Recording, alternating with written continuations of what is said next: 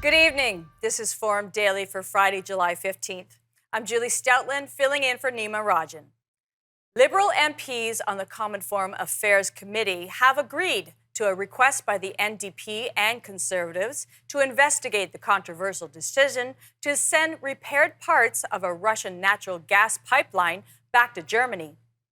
Foreign Affairs Minister Melanie Joly and Natural Resources Minister Jonathan Wilkinson are expected to appear before the committee later this summer to explain the government's decision. Prime Minister Justin Trudeau says Canada wants to support European allies facing energy crises as Russia constricts access to its oil and gas supply. Finance Minister Chrystia Freeland will be holding meetings with Canada's G20 partners who have gathered in Bali, Indonesia. Top financial officials will be looking for ways to counter soaring inflation, food insecurity, and other troubles that have worsened due to the war in Ukraine.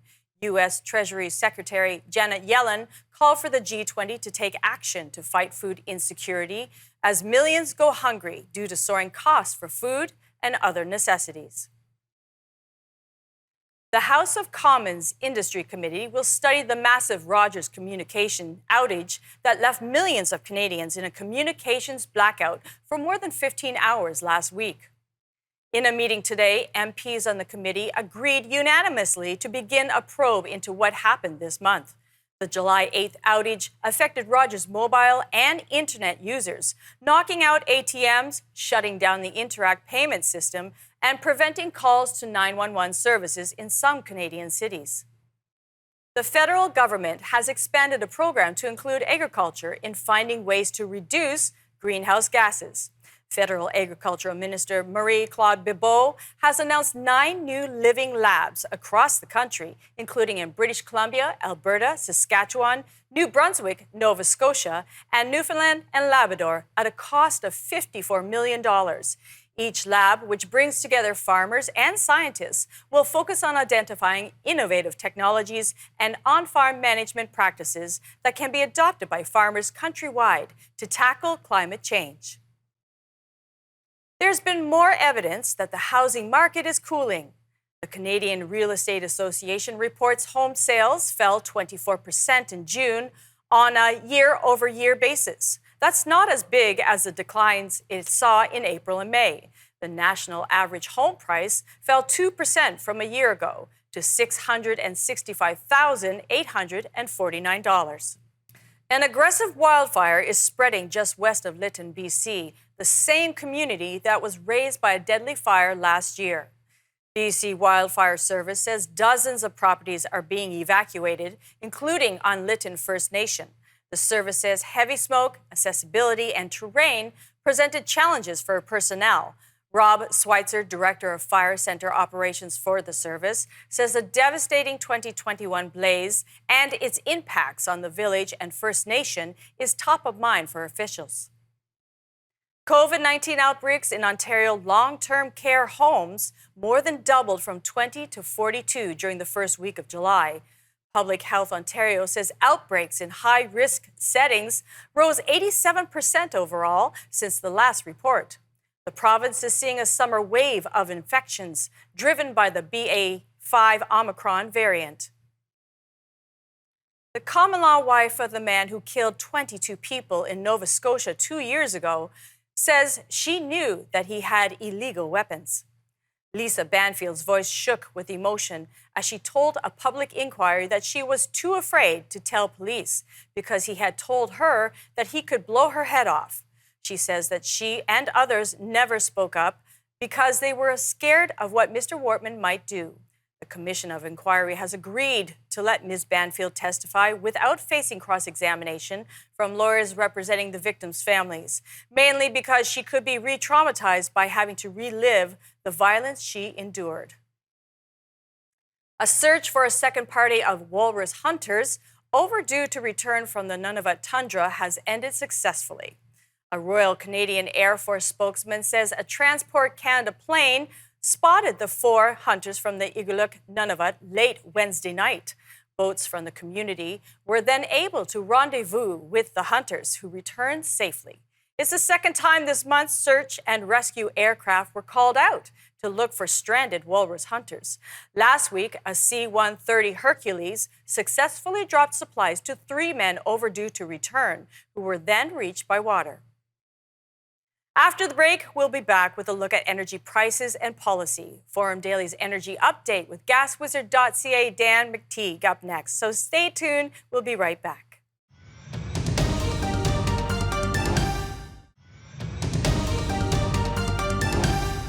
Welcome back. Up next, we have Forum Daily's Energy Update with Dan McTeague, Senior Petroleum Analyst. All yours, Dan.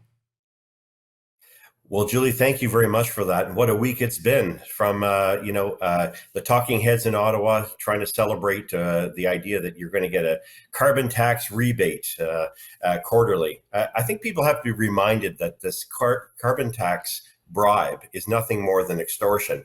What it's basically doing is taking money out of your pocket for heating, for feeding, for driving and doing what you need to do, and then giving you back a pittance. And don't take my word for it. The parliamentary budget officer has said that net, most Canadians will be worse off as a result of carbon policies, which, by the way, speaking in the context of the bigger issue that we saw this week, rising interest rates, well, we have Tiff Macklin, the chairman of the Bank of Canada, now saying, he wants to see that that inflation doesn't go above 2%. If carbon taxes are rising at higher than the rate of inflation, that 2% target, doesn't this become a bit of a self-fulfilling prophecy in the sense that we will never address that? Carbon taxes may actually be playing a very important role in driving up the cost of living. But not just that. Let's talk about the cost of energy. Cost of energy, which continues to moderate somewhat, but is much higher than it was last year. But of course, the same Tiff Macklin, chair of the Bank of Canada, now says, well, we can't figure out why the Canadian dollar is not responding and why it's adding to the burden of Canadians who's lost about 35% of their purchase power last time we saw oil trading in these kind of numbers. What he's now saying, of course, is that because we've destroyed pipelines in this country, put regulations on the sector, not allowed Canada to respond to the world's desperate plea for more natural gas and oil, having lost 17 projects, of only which one is eventually going to show up in 2025 at Kitimat through the Coastal Gulf Link, we have to ask ourselves the question, do we really want these elites pushing their climate projects and programs to continue to destroy the future outlook of this country? Because as most are now starting to realize, there is no good economic news coming from Canada. And for the foreseeable future, according to RBC, we're heading to a recession. I suspect it's going to be a lot deeper than that. But for now, energy prices will continue to moderate, but they will likely move up to the upside. I think for Vancouver, look for prices to remain in the $2 liter range. For Western Canada, where gas stations are refusing to surrender their rather fat retail margins, normally they can run in 10 to 15 cents a liter. They're now commending as much as 30 and 35 cents. Look for prices to remain. They shouldn't be coming down much, even though they deserve to come down. Ontario, well, you're looking continuation of prices in the 177 to 180 range. And of course, for Quebec, $1.90. Maritimes, which seem to like this little security blanket of a regulatory price regime, prices go up and down based on the whims of bureaucrats, not on markets who are trying to demonstrate that they are somehow justifying their existence by keeping prices artificially high. That's true of Newfoundland. That was certainly true of Nova Scotia this week, that raised diesel prices 11 cents a liter, then dropped it 11 cents a liter because they realized the market wasn't that crazy. And so I guess what it really means is that for the foreseeable future, at least for the next week or so, Julie, we can expect prices to remain where they are. But never a dull moment in Canadian politics. I think we're starting to realize that our fascination, our obsession with climate policies and their effect on destroying Canada's most prosperous energy sector, the oil and gas sector, is now having significant ramifications on every consumer in the country. I'll have more to talk about next week. Let's talk then. And thanks for having me again. We'll see you next week, Julie. Thanks for that, Dan. That was Dan McTeague, Senior Petroleum Analyst at GASWIZARD.CA. He is also the president of Canadians for Affordable Energy. Wholesale rates rose 1.6% in May to $81.1 billion as sales rose in 5 of the 7 sectors that Stats Canada tracks. The agency reports that the food, beverage, and tobacco subsector and the machinery, equipment, and supplies group helped lead the way higher. May's increase was the 8th in the past 10 months. Vancouver Fire Chief Karen Fry is confirming that one person is missing following the collapse of a rooftop parking lot. Specialized heavy equipment and structural collapse experts are trying to locate the victim. 2 of the 8 people who were rescued from a room beside the area that collapsed yesterday afternoon were taken to the hospital. The cause of the collapse is under investigation. The International Olympic Committee is reinstating Jim Thorpe as the sole winner of the 1912 Olympic pentathlon and decathlon in Stockholm. The Native American athlete was stripped of his gold medals months after it emerged he had played minor league baseball. We'll be right back.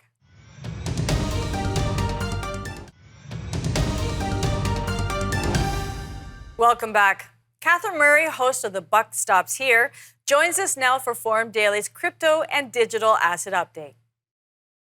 Thanks, Julie. Hello, everyone, and welcome to your weekly crypto and digital asset update. I am Catherine Murray. Well, we are seeing crypto coins rally across the board, with Ethereum really outperforming, up by about 13%, Bitcoin up by about 6%, but it looks to be ending the week down by about 5% week over week. Total market cap is now at about $920 billion. We know these markets are 24/7, so yes, we are seeing a rally right now. Let's see how it progresses, because as we know, there's been so much volatility. The story of the week, and speaking of volatility and the impact that that's had on so many firms, New Jersey-based crypto lending company called Celsius has in fact filed for bankruptcy. The court documents show that they have 100,000 creditors, about $4.3 billion in assets, but $5.5 billion in liabilities, so obviously a shortfall there. Recall, this is the firm that halted withdrawals back on June the 12th, citing extreme market conditions. And of course, this is on the back of so much of the volatility and the pullback in crypto coins.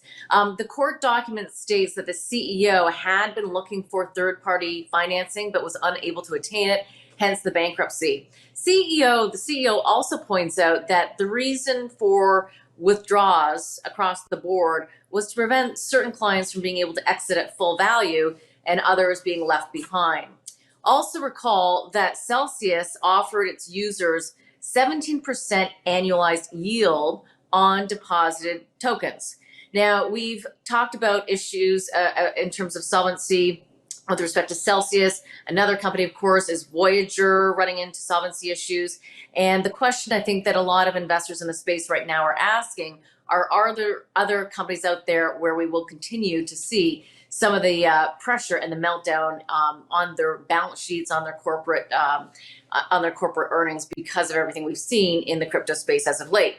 Now, importantly, though, when you do think about earning 17% yield in a very low yielding environment, even though we're starting to see rates move higher, 17% certainly seems on the high side. Well, SEC Chair Gary Gensler was interviewed in a Yahoo Finance conversation, and he described yields offered by crypto lending firms as too good to be true. Interestingly, he also reiterated the comparison of stable coins to poker chips, which he said must in fact be regulated in order to protect investors from fraud and market manipulation. Now, crypto lending firm CoinFlex has resumed withdrawals, but they are limiting the withdrawals up to 10% of one's assets. Recall that they halted withdrawals back on June the 28th. Meanwhile, despite the fact that we are seeing some shutdowns of various companies running into solvency issues, we're also seeing tech conglomerate Tencent out of Hong Kong shutting down one of its 2 NFT platforms. Despite the crypto winter and summer, you are seeing other firms continue to plow into the space. Financial firm Jump Trading is all in. And interestingly as well, a very well-known venture firm within the space, Multicoin, did announce a new fund. They're looking to raise $430 million for this fund, and it will be put towards crypto startups. So despite the pullback that we've seen, there are still many other companies that are forging ahead. Lastly, I'll just point out that an interesting headline here, a UK court has approved the use of blockchain to serve someone. In other words, you've been served by blockchain. I'll leave it there, Julie. That certainly takes a little bit more understanding. We'll take another look at that for next week. I'll leave it there. Back to you. Thanks, Catherine. That was Catherine Murray, host of The Buck Stops Here, which airs Sunday mornings at 9 a.m. Eastern. The BC Court of Appeal has ruled that a ban on extra billing and private insurance do not violate the Charter of Rights and Freedoms. The justices unanimously upheld a lower court's dismissal of a Vancouver surgeon's challenge of the Medicare Protection Act. Dr. Brian Day claimed that wait times in the public health system are too long and that preventing patients from paying for those services outside the system violated their rights. The Supreme Court says songwriters are only entitled to one royalty when their music is distributed through an online service. In today's decision, the justices ruled against the Copyright Board of Canada, which had argued that songwriters were entitled to two payments when a work is distributed online, one when it is made available on a platform like iTunes or Spotify, and a second when it is streamed or downloaded. We'll be right back.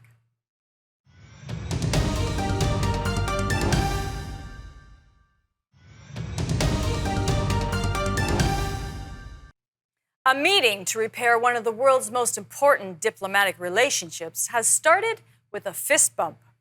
President Joe Biden was greeted by Saudi Crown Prince Mohammed bin Salman as he arrived in a royal palace in Jeddah. Mr. Biden is working to bridge a rift between the United States and the oil-rich kingdom amid tensions with rival Iran.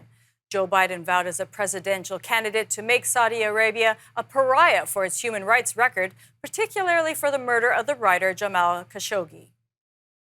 Rescue teams with sniffer dogs are combing through debris in a central Ukrainian city, looking for people still missing after Russia's devastating missile strike a day earlier that killed at least 23 people. The cruise missile strikes were launched by a Russian submarine on Thursday. Russian forces pounded other sites in a painstaking push to wrest more territory from Ukraine. It's the latest incident to take civil lives and fan international outrage since President Vladimir Putin launched the military invasion of Ukraine in February. Sri Lanka's Prime Minister has been sworn in as interim president until Parliament elects a successor to the leader who fled abroad and resigned after mass protests over the country's economic collapse. Politicians will meet tomorrow to choose a new leader who will lead until 2024. Protesters cooked and distributed milk rice, a food Sri Lankans prepared to celebrate victories after the Prime Minister resigned. Italy is entering 5 days of political and financial uncertainty after the Five-Star Movement sparked a government crisis by withholding support on a government-sponsored bill. On the immediate horizon are behind-the-scenes consultations to see if Italian Premier Mario Draghi could be persuaded to try to find a new majority or should make preparations for an early election as soon as September. Analysts said Italy's president was wise to try to keep Mr. Draghi in power since the former European Central Bank chief is seen as a pillar of fiscal stability. Dock workers at Germany's North Sea ports are on strike in the latest of several walkouts that have added to pressures on shipping as their union demands a hefty pay raise to counter high inflation. In the 48-hour strike, ends on Saturday morning and has largely paralyzed cargo handling at major German ports. It follows a 24-hour walkout in June and a previous one-shift warning strike. However, there will be no further strikes before late August under a deal reached at the Labour Court. The UK's Met Office has issued its first ever red warning for exceptional heat. Temperatures on Monday and Tuesday are expected to hit a record 40 Celsius, putting even healthy people at the risk of serious illness or death, the The UK Health Security Agency has increased its own alert to the highest level and is warning of a national emergency. The weather alert also warns of potential disruption to air and rail travel and potential localized loss of power and other essential services, such as water or mobile phone services. The regional director at the International Federation of Red Cross and Red Crescent says a truce that went into effect in April in war-torn Yemen has not improved humanitarian conditions in the country. He says that the efforts of the war in Ukraine on food and fuel prices are causing children to die of hunger. The conflict that began in 2014 eventually descended into a proxy war between Saudi Arabia and Iran and has killed over 150,000 people. The Dalai Lama has arrived in India's remote Ladakh region bordering China, where he received a rousing reception. Thousands of people lined both sides of the road outside the cold desert region's Leh town to welcome the exiled Tibetan Buddhist spiritual leader. This is his first tour outside his base in northern India since the start of the pandemic. A newborn lamb is making a speedy recovery after he fell off a moving truck in Australia this past March. The young lamb, named Constable Sam, was actually born on the day of his accident, falling through a gap in a vehicle driving on a busy highway. He suffered critical injuries and officials rushed him to Edgar's Mission, a farm sanctuary, after finding him on the side of the road. Volunteers at the nonprofit sanctuary performed surgery on his skull and legs and cleaned Sam's wounds. 4 months after his fall, Constable Sam has made a miraculous recovery and was recently adopted along with 2 of his new friends from the sanctuary. I'm Julie Stoutland filling in for Nima Rajan, and that'll do it for your look at national and international news for today.